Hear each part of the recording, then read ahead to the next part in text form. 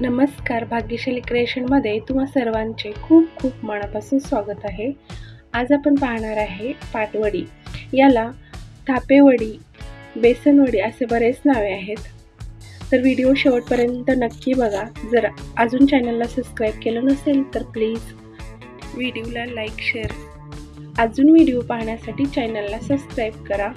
चला तर मग सुरुवात करूया। इथे एक वाटी बेसन घेतलेला आहे, त्यामध्ये पाणी मिक्स करून घ्यायचे। मऊसूत असे मिश्रण तयार करून घ्यायचं।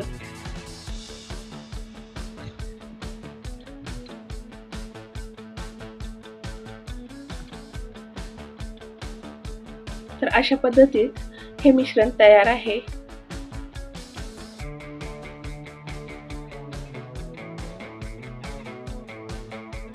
मिक्सरच्या भांड्यामध्ये हिरव्या मिरच्या, जिरं, लसूण,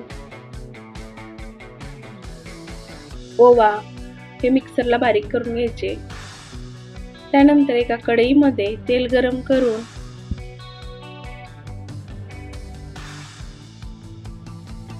अर्धा चमचा मोहरी टाकून घेतलेला आहे।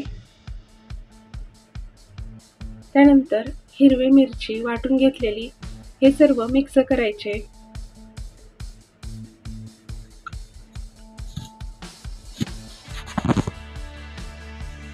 करून ठेवलेले हे मिश्रण त्यामध्ये मिक्स करून घ्यायचं। त्यानंतर हळदी पावडर, चवीनुसार मीठ टाकून घ्यायचे। आता हे घट्ट झालेलं आहे। एका ताटाला तेल लावून हे काढून घ्यायचं। पद्धतीत थापून घेतलेला आहे। त्यानंतर कोथिंबर, सुके खोबरे हे त्यावरती पसरवून द्यायचे।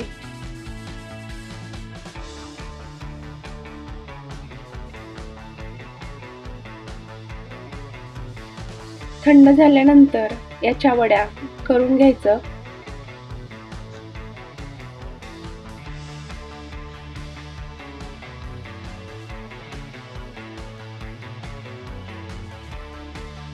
अशा पद्धतीत हे पारंपरिक पाटवडी किंवा बेसनवडी, थापवडी असे बरेच नावे आहेत याला, तयार झालेली आहे।